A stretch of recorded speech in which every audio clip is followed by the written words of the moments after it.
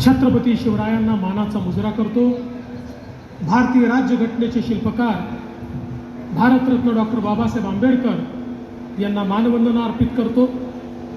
खऱ्या अर्थानं महाराष्ट्राचे लोकनेते म्हणून उभा महाराष्ट्र ज्यांना ओळखतो ते आमचे नेते स्वर्गीय गोपीनाथरावजी मुंडे साहेब यांना मानवंदना अर्पित करतो।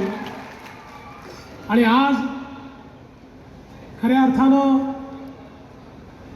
या ठिकाणी महाराष्ट्राचे माजी मुख्यमंत्री सुधाकरराव नाईक साहेब आणि तसेच माननीय गोपीनाथजींचे सहकारी आणि महाराष्ट्राचे माजी कृषी मंत्री भाऊसाहेब फुंकरजी यांची देखील जयंती आहे, त्यांनाही अभिवादन करतो। आणि अर्थातच श्रावणाच्या निमित्ताने वैद्यनाथाच्या चरणी आपल्या सर्वांकरता आशीर्वाद मागतो। आज या दिमाखदार सोहळ्यामध्ये मंचावर उपस्थित महाराष्ट्राचे लोकप्रिय मुख्यमंत्री माननीय एकनाथराव शिंदेजी, उभ्या देशामध्ये ज्यांनी मुख्यमंत्री म्हणून आणि आता भारताचे कृषी मंत्री म्हणून सामान्य शेतकऱ्याच्या हृदयामध्ये जागा मिळवली ते शिवराजसिंग चौहान साहेब, रोखोक असे अजितदादा पवार, आणि ज्यांनी हा दिमागदार सोहळा या ठिकाणी आयोजित केला। खऱ्या अर्थानं कृषी मंत्री म्हणून ज्यांनी अतिशय कमी वेळामध्ये आपल्या कामाची चुणूक उभ्या महाराष्ट्राला दाखवली ते महाराष्ट्राचे कृषी मंत्री धनंजय मुंडेजी। तद्वतच या ठिकाणी मंचावर उपस्थित असलेल्या महाराष्ट्राची रणरागिणी आमच्या पंकजाताई मुंडे, पाशा पटेलजी, बांबू फेम, विक्रम काळेजी, प्रकाश सोळंकेजी, नमिताताई मुंदळा, प्रकाश आसबेजी, सुरेश धसजी, आरती जिजा देशमुखजी, या ठिकाणी उपस्थित रवींद्र बिनवडे, दिलीप गावडे, मंगेश गोंदावले, त्याचप्रमाणे इंद्रमणी मिश्र, शरद गडाख, मंचावरील सर्व मान्यवर आणि उपस्थित सर्व माझ्या लाडक्या बहिणींनो आणि माझ्या तेवढ्याच लाडक्या भावांनो, आपल्याला सर्वांना शिवराजसिंग चौहानजी आणि मुख्यमंत्री महोदयांना ऐकायचं आहे, त्यामुळे मी अधिक वेळ घेणार नाही।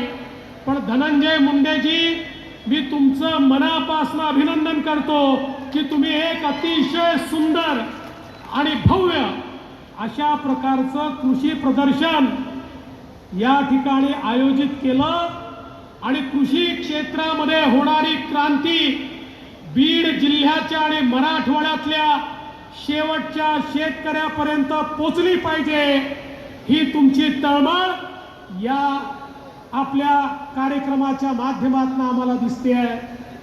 आणि खऱ्या अर्थानं या निमित्ताने दोन महत्त्वाचे कार्यक्रम माननीय मुख्यमंत्र्यांच्या हाताने आणि शिवराजजींच्या हाताने होतात। पहिला कार्यक्रम म्हणजे आपल्या राज्याने ठरवलं, देशाचे प्रधानमंत्री माननीय मोदीजी दरवर्षी आमच्या शेतकऱ्याला 6,000 रुपये शेतकरी सन्मान निधी देतात, तर महाराष्ट्र देखील नमो कृषी सन्मान योजनेच्या अंतर्गत 6,000 रुपये देईल आणि त्याचा चौथा हप्ता आज या परळीमध्ये मुख्यमंत्री महोदयांच्या हाताने थेट आमच्या शेतकऱ्यांच्या खात्यामध्ये चाललाय। आणि त्याच वेळी आमच्या लक्षात आलं, मागच्या वर्षी दुष्काळाच्या काळामध्ये कापूस आणि सोयाबीनचे भाव पडले, आम्ही ठरवलं भावांतर योजनेच्या अंतर्गत आपल्या शेतकऱ्याला मदत केली पाहिजे, कॅबिनेटचा निर्णय घेतला। दुर्दैवाने लगेच आचारसंहिता लागली म्हणून आम्ही ते पैसे देऊ शकलो नाही, पण आज ते पैसे देखील शेतकऱ्यांच्या खात्यामध्ये कापूस आणि सोयाबीनचे पैसे हे क्रेडिट करणं त्यांच्या खात्यामध्ये देण्याची सुरुवात याच परळीपासून आम्ही करतोय, याचा देखील मला अतिशय मनापासून आनंद आहे। मी आपला फार वेळ घेणार नाही, पण दोन गोष्टी निश्चितपणे सांगतो. मागच्या काळात महायुतीचं सरकार असताना आम्ही ठरवलं होतं आमचा मराठवाडा हा दुष्काळी मराठवाडा म्हणून ओळखला जातो. आम्ही त्या ठिकाणी संकल्प केला होता मराठवाड्याच्या या पिढीने या ठिकाणी दुष्काळ पाहिला, पण पुढच्या पिढीला दुष्काळ पाहू द्यायचा नाही आणि त्याकरता वाहून जाणारं पाणी, समुद्रात जाणारं पाणी हे या ठिकाणी आपल्याला आणायचं आहे. आणि मला सांगताना आनंद वाटतो 50 TMC पाणी वाहून जाणारं हे गोदावरीच्या खोऱ्यामध्ये आणण्याचा प्रकल्प आता अंतिम टप्प्यामध्ये आम्ही आणलेला आहे आणि लवकरच आम्ही हे पाणी आणण्याच्या प्रकल्पाला या ठिकाणी मान्यता देऊ. पहिल्या टप्प्यात 50 TMC पाणी या ठिकाणी आम्ही आणू आणि त्यानंतर अजून पाणी आणण्याचं काम आम्ही करू. मला सांगताना आनंद वाटतो कृष्णा मराठवाडा सिंचन प्रकल्पाची घोषणा अनेक वेळा झाली. या बीड जिल्ह्यामध्ये जे पाणी येणार होतं, जे मराठवाड्याच्या हिश्श्याचं पाणी होतं, पण ते पाणी कुठेतरी पळवून नेण्यात आलं होतं. महायुतीच्या सरकारने 11,726 कोटी रुपयाच्या प्रकल्पाला मान्यता दिली आणि आता ते पाणी आपल्या आष्टीपर्यंत त्या ठिकाणी पोहोचत आहे. आणि या बीड जिल्ह्यामध्ये आपल्या हक्काचं पाणी, मराठवाड्याच्या हक्काचं पाणी आपण पोहोचवतोय. आपण मराठवाड्याच्या 11 सिंचन प्रकल्पांना मान्यता दिली, 13,000 कोटी रुपये त्याकरता दिले आहेत. आणि मी आपल्याला विश्वासानं सांगतो या मराठवाड्यामध्ये एकीकडे जलयुक्त शिवारची कामं तर आपण केली, पण सिंचनाचं पाणी प्रत्येक शेतीपर्यंत पोहोचवण्याचं काम आपण करणार आहोत. मराठवाड्याकरता नानाजी देशमुख कृषी समृद्धी प्रकल्पाच्या माध्यमातून 6,000 कोटी रुपये आपण दिले आणि या प्रकल्पाच्या माध्यमातून प्रत्येक शेतकऱ्याला 90% अनुदानावर, 100% अनुदानावर ड्रीप त्या ठिकाणी आपण देणार आहोत. त्या ठिकाणी ट्रॅक्टर असेल, त्या ठिकाणी कृषी अवजारं असतील, त्या ठिकाणी थ्रेशर असेल, प्रत्येक गोष्ट जी आमच्या शेतकऱ्याला आवश्यक आहे ती 100% अनुदानाने या योजनेच्या अंतर्गत आमच्या शेतकऱ्यापर्यंत महायुती सरकारच्या माध्यमातून आमच्या मुख्यमंत्र्यांच्या नेतृत्वात आम्ही पोहोचवतो. बंधू भगिनींनो, एवढंच नाही तर या ठिकाणी आपल्याला कल्पना आहे, आपण आता आपल्या शेतकऱ्यांना सांगितलंय यापुढे तुम्हाला विजेचं बिल भरण्याची आवश्यकता नाही आहे.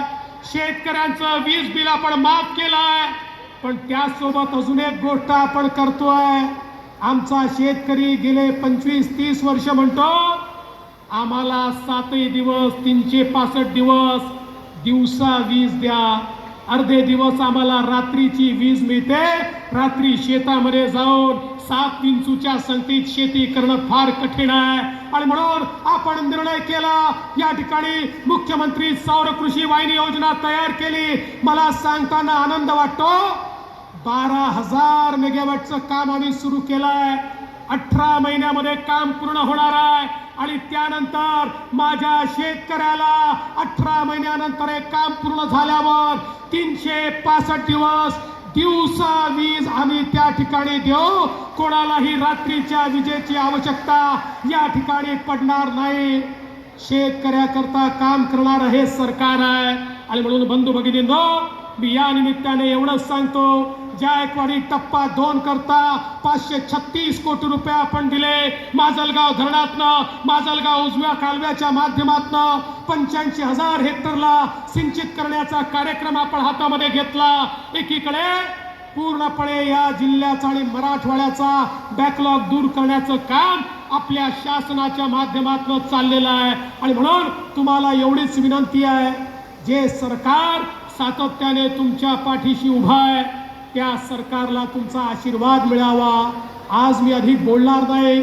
धनंजय मुंडेजी, तुमचं मनापासून अभिनंदन करतो. खरोखर पंडित अण्णांना तुमचा अभिमान वाटत असेल, ज्या प्रकारे तुम्ही कृषी मंत्री म्हणून आज या ठिकाणी काम करतात. तुम्हाला शुभेच्छा देतो आणि तुम्हाला सांगतो मंचावरचे आम्ही सगळे नेते तुम्ही कृषी मंत्री म्हणून जी जी मागणी कराल त्या मागणीच्या पाठीशी उभे राहू. आणि एवढंच नाही, मामाजी आले आहेत. मामाजी बोलणारा व्यक्ति नहीं है, मामाजी करनारा व्यक्ति है। ये करने वाला आदमी है, ये बोलने वाला आदमी नहीं है।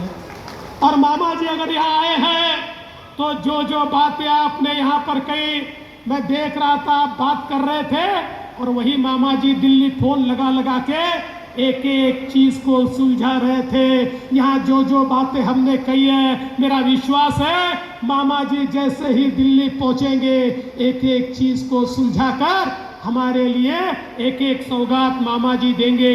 मैं मामा जी का बहुत बहुत स्वागत करता हूँ। पुन्हा एकदा आपल्या सर्वांचं मनापासून या ठिकाणी आभार व्यक्त करतो आणि माझं बोलणं संपवतो। धन्यवाद। जय हिंद, जय महाराष्ट्र। धन्यवाद सन्मान्य फडणवीस साहेब।